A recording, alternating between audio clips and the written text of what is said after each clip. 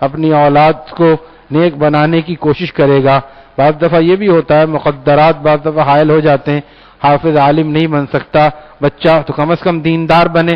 ہمارے شیخ فرماتے تھے مار مار کے اس کو ایسا مت کرو کہ دین سے بیزار ہو جائے. حفظ نہیں کر پاتے بچوں میں ہوتا ہے, ذہن کمزور ہوتا ہے, حفظ نہیں کر پاتے, اور وہ ان کو بعضوں کو شوق بھی نہیں ہوتا. اب وہ عمر بھی 15 سال ہو رہی ہے, اس کی پٹائی کر رہے ہیں, اب وہ ظلم سمجھتا ہے, اس طرح وہ دین سے بیزار ہو جاتا ہے کہ یہ لوگ مارتے پیٹتے بہت ہیں. لہذا حضرت نے فرمایا کہ اس کو صرف ناظرہ پڑھوا دو اور کسی کام میں لگا دو, اور چاہو تو اسکول پڑھانا چاہو اسکول پڑھاؤ, نیک بناؤ. اسکول بھی ایسا ہو کہ جس میں لڑکیاں نہ ہوں, نامحرم نہ ہو, نیک بنانے کی کوشش کرو.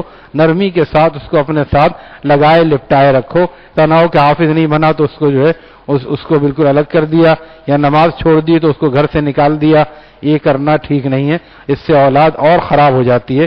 یہ زیادہ سختیوں کی وجہ سے, جہاں زیادہ نرمی یا بے عملی کی وجہ سے اولاد خراب ہوتی ہے, وہاں ضرورت سے زیادہ سختی کی وجہ سے بھی خراب ہوتی ہے. ہمارے فیروز محمد صاحب کہنے لگے ان کے پاس ایک لڑکا آیا, وہ ان سے تعلق بھی رکھتا تھا, لیکن ماحول کی خرابی اور انہی دوستوں میں بیٹھنے کی وجہ سے اس نے داڑھی کٹوا دی. حافظ بھی تھا, ابا نے اتنی مشکل سے حفظ کرایا تھا. وہ گھر گیا تو ابا نے اس کو خوب پٹائی کی, تماچے لگائے, اس کے چہرے پہ بھی نشان تھے, حالانکہ چہرے پہ مارنے سے منع کیا گیا ہے. لیکن جن لوگوں کا تعلق صحیح تعلق بزرگوں سے نہیں ہوتا, ان کو غصے میں کچھ یاد نہیں رہتا.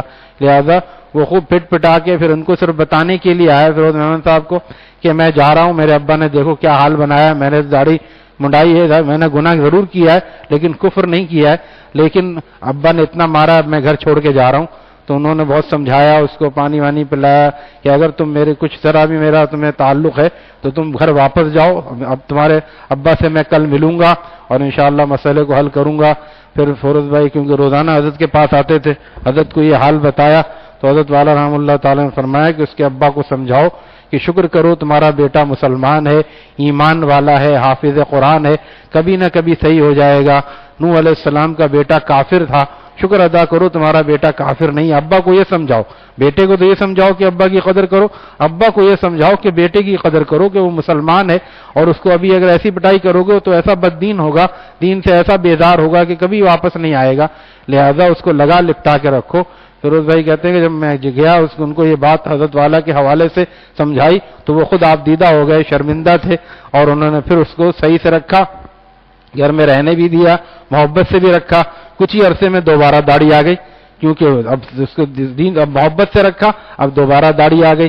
اس لیے اگر پٹائی کر کے نکال دیا تو کیا ملا, جو آنے کی امید تھی وہ بھی نہ ہوئی, وہ بھی ختم ہو گئی. اس لیے اعتدال ہونا چاہیے. یہ بھی نہیں کہ بالکل ہی نہیں کہے, ایسے بھی بہت سے کہتے ہی نہیں, کہیں برا لگے گا. بھائی ساتھ کھانا کھاتے ہیں, بوٹیاں اچھی اچھی ڈھونڈ کے بچوں کو دے رہے ہیں, کپڑے اچھے بنوا رہے ہیں, بھائی ہمارے ساتھ نماز بھی پڑھا کرو, تمہیں کیا ہو گیا.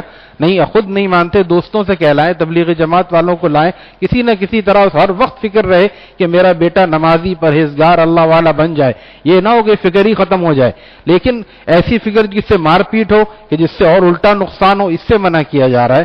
لہذا اس کا یہ کب ہوتا ہے, جب آدمی اپنے بڑوں سے مشورہ کرتا ہے, تو بجائے اگر مشورہ نہ کرے تو سانپ بھی نہیں مرتا اور لاٹھی بھی ٹوٹ جاتی ہے, اور مشورہ کرتا ہے تو لاٹھی بھی سلامت رہتی ہے, سانپ بھی مر جاتا ہے, دونوں کام ہو جاتا ہے. اللہ تعالی ہمیں فہم سلیم, عقل سلیم, قلب سلیم عطا فرمائے.